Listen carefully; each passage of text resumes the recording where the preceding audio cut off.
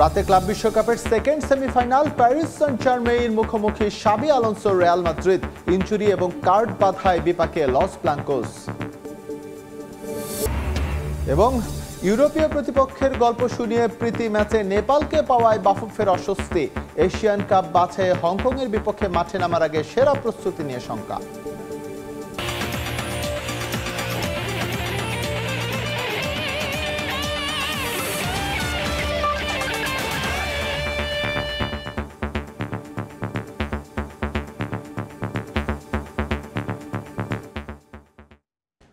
শুরুতেই FIFA club বিশ্বের নানা প্রান্তের খেলাধুলার খবর নিয়ে আমাদের নিয়মিত আয়োজন খেলার সময়, আর এই আয়োজনে আপনাদের সঙ্গে আছি আমি এস এম ইকবাল।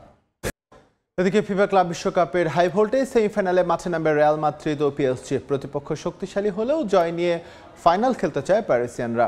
এদিকে পিএসজি কোচ লুই এনরিকের বিপক্ষে কৌশলগত লড়াই হলেও জয়ের প্রত্যাশা রিয়াল মাদ্রিদের। মেটলাইফ স্টেডিয়ামে ম্যাচ শুরু হবে রাত ১টায়।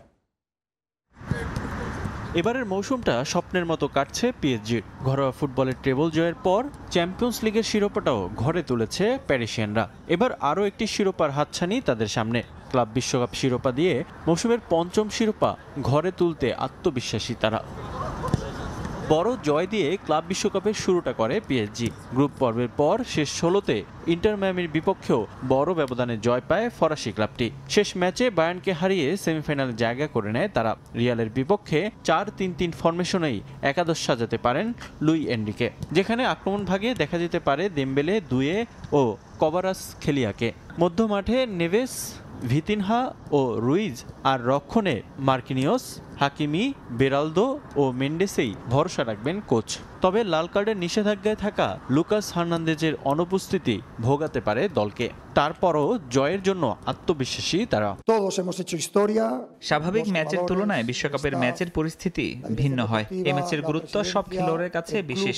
এই ম্যাচে মনোনিবেশ থাকতে সবাই প্রস্তুত। বিশ্বের সেরা দলের বিপক্ষে সেমিফাইনাল খেলা সত্যি দারুণ কিছু। তবে আমরা তাদের বিপক্ষে সেরাটা দিয়ে জয় চাই, এটাই আমাদের একমাত্র লক্ষ্য। এদিকে বিপরীত চিত্র রিয়াল মাদ্রিদ শিবিরে। মৌসুমটা দুঃস্বপ্নের মতো কাটিয়েছে অল হোয়াইট। বার্সেলোনার বিপক্ষে সুপার কাপ ও কোপা দেল রের ফাইনাল হারের পর চ্যাম্পিয়ন্স লিগের কোয়ার্টার ফাইনাল থেকে ছিটকে যায় লস ব্লাঙ্কোস। এরপর ক্লাব বিশ্বকাপের শুরুতেই আল হিলালের বিপক্ষে ড্র দিয়ে টুর্নামেন্ট শুরু করে মাদ্রিদিস্তারা।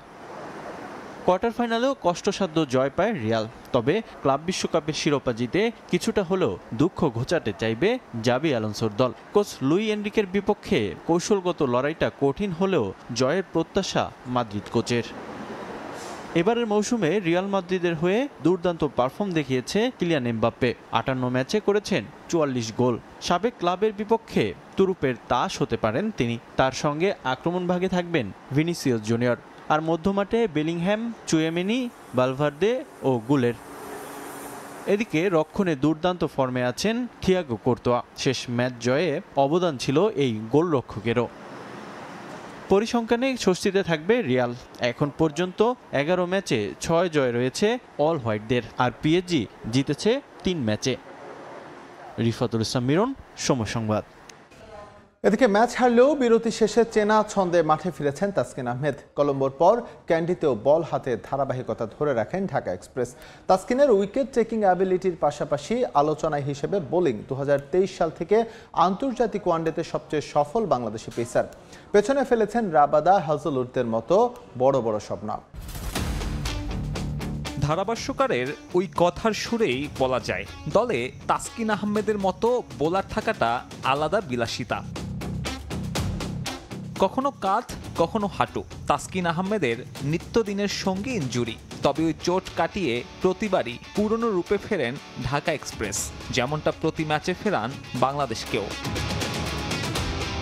কলম্বোর পর ক্যান্ডি, চোট জর্জরিত তাসকিনকে মাঝে বিশ্রাম দেয় টিম ম্যানেজমেন্ট। যেখানে শেষ করেছিলেন সেখানেই শুরু এই পেসারের। বল হাতে একই ছন্দ পেস সেন্সেশনের। ৫০ ওভারের ক্রিকেটে তাসকিন ঠিক কতটা ধারাবাহিক তা প্রমাণে একটা পরিসংখ্যানই যথেষ্ট। ২০২৩ থেকে এই ফরম্যাটে তার চেয়ে ইকোনমিক্যাল নেই অন্য কেউ। পেছনে ফেলেছেন বড় বড় সব নাম। তাসকিনের মতো ধারাবাহিক হতে পারেননি কেউ। এই ২৮ ইনিংসে কেবলমাত্র একবার রান খরচ ৭-এর ওপর। প্রতিপক্ষের রানের লাগাম টেনে ধরাতেই সীমাবদ্ধ নন তাসকিন। যখন প্রয়োজন ব্রেক থ্রুর তখনও ডাকতে পারেন এই ডানহাতি পেসারকে। পরিসংখ্যান বলছে উইকেট প্রতি রান খরচে শেষ 31 মাসে দ্বিতীয় সেরা তাসকিন। সামনে কেবল নিউজিল্যান্ডের ম্যাট হ্যানরি। তালিকার বাকি নামগুলো পাক পেসারদের।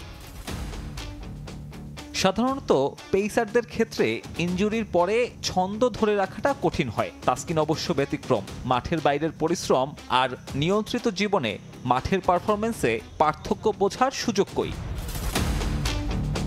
অবশ্য এত কিছুর পরেও আক্ষেপ থাকবে তাসকিনের। ফর্মের চূড়ায় থাকলেও এই সময় ব্যবধানে জয়ের দেখা পেয়েছেন মাত্র 9 বার, যার প্রায় সবটা জুড়েই আফগানিস্তান আর শ্রীলঙ্কা। তাই ওই ধারাভাষ্যকারের মতোই বলা যায়, বাংলাদেশের মতো দলে তাসকিনের মতো বোলার পাওয়াটা স্রেফ বিলাসিতা। একের পর এক ম্যাচে ধারাবাহিক পারফরমেন্সের পরেও দলের হাত ঢেকে দেয় সব অর্জন। সাব্বির মিথুন, সময় সংবাদ।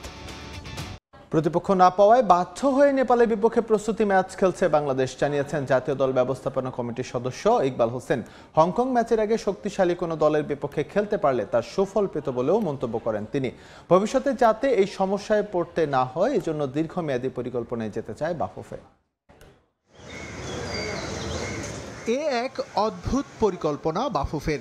হংকংয়ের বিপক্ষে এশিয়ান কাপ বাছাই ম্যাচ খেলবে বাংলাদেশ, আর দল তার প্রস্তুতি সারবে নেপালের বিপক্ষে জোড়া ম্যাচ দিয়ে, যেখানে হংকং ম্যাচের আগে টিম ম্যানেজমেন্টের উচিত ছিল তাদের চাইতেও শক্তিশালী কোনো দলের বিপক্ষে খেলে প্রস্তুতি নেওয়া। সেখানে উল্টো পথে ফেডারেশন। কঠিন কোনো দলের বিপক্ষে খেলে মিশনে নামলে কি হয় তার জলজলে দৃষ্টান্ত কদিন আগেই সেট করেছে নারী ফুটবল দল, অথচ সেটা দেখেও সেই পথে হাঁটেনি বাফুফে। অজুহাত হিসেবে দাঁড় করানো হয়েছে প্রতিপক্ষ না পাওয়া। ওই পিরিয়ডটায় ফিফা ফ্রেন্ডলিতে সবাই ম্যাচ খেলে, তো ওই পিরিয়ডটাই আসলে আমরা ওইভাবে হয়তো ইউরোপের কোনো টিমকে এখনো পাইনি। তারপরে মিডল ইস্টের বা মালয়েশিয়া, তারপর এই টাইপেরও যোগাযোগ করেছিলাম, কিন্তু হয় না, তারাও আরেক জায়গায় গিয়ে খেলবে। তো সুতরাং বাধ্য হয়ে কিন্তু আমাদেরকে বেছে নিতে। অথচ সিঙ্গাপুর ম্যাচের পর বাফুফেই জানিয়েছিল ইউরোপ, এশিয়া সহ বড় দলের বিপক্ষে খেলার ট্রাই করছে বাফুফে। তবে লম্বা সময়েও সেসব প্রতিপক্ষ ম্যানেজ করা সম্ভব হয়নি, যার ফলে কাঙ্ক্ষিত প্রস্তুতি নেওয়া যে সম্ভব হবে না তা মানছে ফেডারেশনও। আমরা বেটার টিমের সাথে খেলতে পারলে আমাদের ভালো হতো, যেহেতু আমাদের ওয়ে নাই যে আমরা পাচ্ছি না টিম, তার কারণে কিন্তু আমাদেরকে নেপালকে বেছে নিতে হয়েছে। এই ম্যাচটা আমরা নেপালের সাথে খেলেছি, পরবর্তী ম্যাচগুলোকে যেন আমরা ভালো শক্তিশালী টিমের সাথে দীর্ঘমেয়াদী পরিকল্পনা করতে পারি, এর জন্য আমি প্রপোজাল রাখি। হঠাৎ করে নেওয়া পরিকল্পনায় এর চাইতে ভালো ফল পাওয়া সম্ভব না। ফিফা উইন্ডো মাথায় রেখে বড় দলগুলো বহু আগেই প্রতিপক্ষ নির্ধারণ করে রাখে, সেই জায়গায় দৃষ্টি দেবে তো বাফুফে। যেহেতু আমরা 4 বছর, নেক্সট 4 বছর আমরা ফুটবলটা চালাবো, তো সুতরাং আমাদের একটা প্ল্যানিং অবশ্যই থাকতে হবে। আজকে থেকে 1 বছর পরে আমি কার সাথে ফিফা উইন্ডো খেলবো, এটা করলে কি আমাদের প্ল্যানিংটা ভালো থাকে। তবে আমরা চেষ্টা করবো এটা ম্যানেজমেন্ট কমিটিতে তুলানোর জন্য, এবং চেষ্টা করবো এটা নিয়ে হয়। এছাড়াও দ্রুতই কোচ ইস্যু নিয়ে বৈঠকে বসবে জাতীয় দল ব্যবস্থাপনা কমিটি। মার্চ পর্যন্ত কাবরেরার চুক্তি থাকলেও পারফরমেন্স বিবেচনায় যে কোনো সিদ্ধান্ত আসতেও পারে অক্টোবর উইন্ডোর পর। কোচের পরিবর্তনের বিষয় বা কোচ রাখার বিষয়টি টোটালি ম্যানেজমেন্ট কমিটির উপর। এসএম ইকবাল, সময় সংবাদ, ঢাকা। খেলা ছেড়ে কোচিংয়ে আসতে যাচ্ছেন জাতীয় দলের নারী ফুটবলার সানজিদা আক্তার। কোচিংয়ে ক্যারিয়ার গড়তে শুরু করেছেন AFC B coaching licence course. ফুটবলের সঙ্গে নিজেকে সম্পৃক্ত রাখতেই এমন সিদ্ধান্ত বলে জানান তিনি। অভিনন্দন জানিয়েছেন এশিয়ান কাপের মূল পর্বে জায়গা করা সতীর্থদের। দলে থাকতে না পারাটা আক্ষেপের হলেও মেনে নিয়েছেন পরিণতি। এই সময়টাই তার থাকার কথা ছিল সতীর্থদের সঙ্গে, সিক্ত হওয়ার কথা ছিল ভক্তদের অভিনন্দন বার্তায় কিংবা গণমাধ্যমের শিরোনামে। তবে অনেক সময় ভুল কিছু সিদ্ধান্তে বদলে যায় জীবনের গতিপথ। তাই হয়েছে সানজিদা আক্তারের ক্ষেত্রে।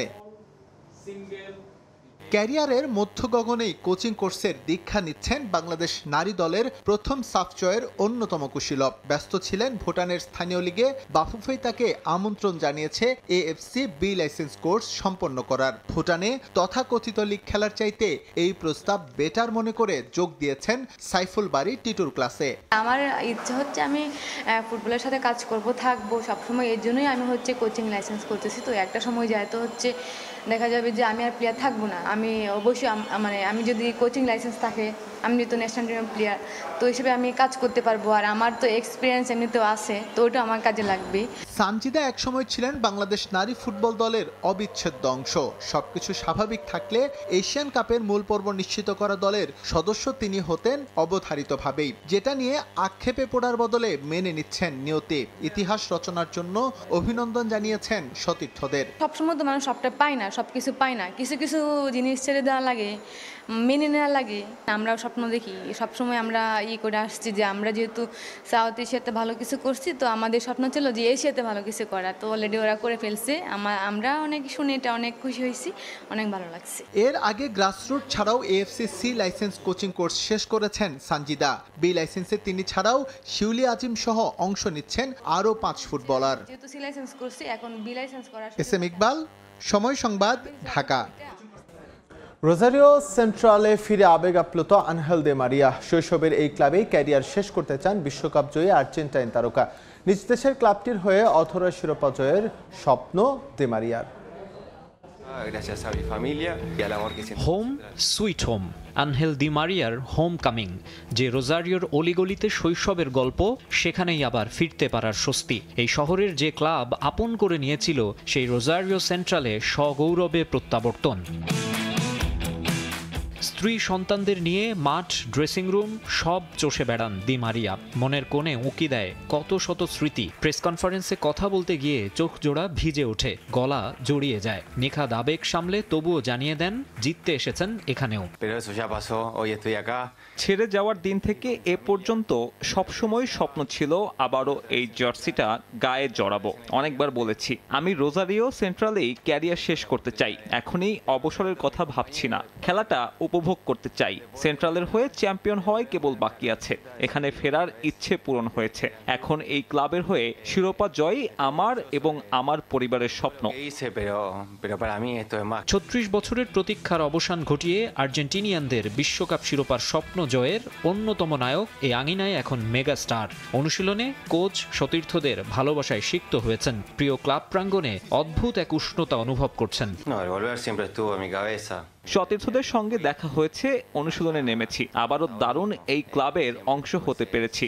এত বছর পর এখানে এসে সবকিছুই ভালো লাগছে। পরিবারের সঙ্গে রোজারিওতে থাকতে পারা আর এই ক্লাবে খেলা আমার জন্য বিশেষ। রোজারিও সেন্ট্রালে প্রথম অধ্যায়ে 2005 থেকে 2007 সাল পর্যন্ত খেলেছিলেন। 39 ম্যাচে করেছিলেন 6 গোল। Real Madrid, Manchester United, PSG, Juventus, বেনফিকার মতো ইউরোপ সেরা ক্লাব ঘুরে 18 বছর পর ফিরেছেন সুপারস্টার তকমা নিয়ে। সবার আস্থার প্রতিদান দিতে মুখিয়ে আছেন আনহেল। মাকসুম আলম খান, সময় সংবাদ। খেলার সময়ের শীর্ষ সংবাদগুলো জেনে দিচ্ছি আরেকবার। রাতে ক্লাব বিশ্বকাপের সেকেন্ড সেমিফাইনাল প্যারিস সেন্ট-জার্মেইর মুখোমুখি শাবি আলোনসোর রিয়াল মাদ্রিদ। ইনজুরি এবং কার্ড বাধায় বিপাকে লস ব্লাঙ্কোস।